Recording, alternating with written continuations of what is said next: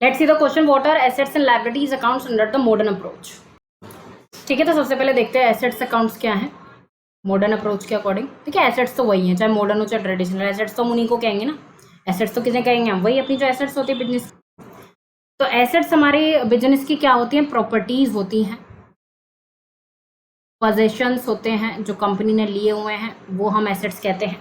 ठीक है, अब ये कितने तरीके की होती हैं, ये टेंजिबल हो सकती हैं, अगर इनके फिजिकल एक्सिस्टेंस के हिसाब से देखें तो ये टेंजिबल इंटेंजिबल हो सकते हैं।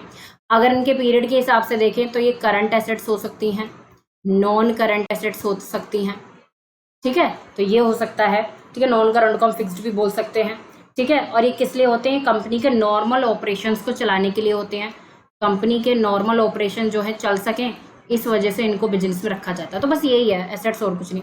लायबिलिटीज क्या होते हैं, लायबिलिटीज वो पैसा होता है जो फर्म ने क्या किया होता है, कर्जा लिया हुआ होता है। ठीक है, लायबिलिटीज क्या होती है, एंटिटी ओज टू आउटसाइडर्स, ओज टू द आउटसाइडर, जो बाहर का पैसा है जो कंपनी को देना है, वो होती है हमारी लायबिलिटीज।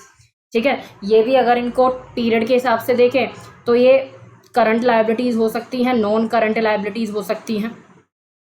ठीक है, शॉर्ट टर्म लॉन्ग टर्म हो सकती हैं, तो इनके हिसाब से इनको देखा जा सकता है। इसमें आपका बैंक लोन आ सकते हैं, क्रेडिटर्स आ सकते हैं, बिल्स पेबल आ सकते हैं। तो वही है, तो बस ये कहा गया है कि एसेट और लायबिलिटीज किन्हें कहते हैं। ये अपन बेसिक अकाउंटिंग टर्म्स में पढ़ चुके हैं, आप उनकी डेफिनेशन भी सेम यहाँ पर लिख सकते हो।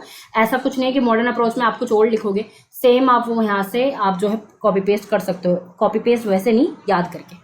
ठीक है, so I hope this is a proper explanation to this question.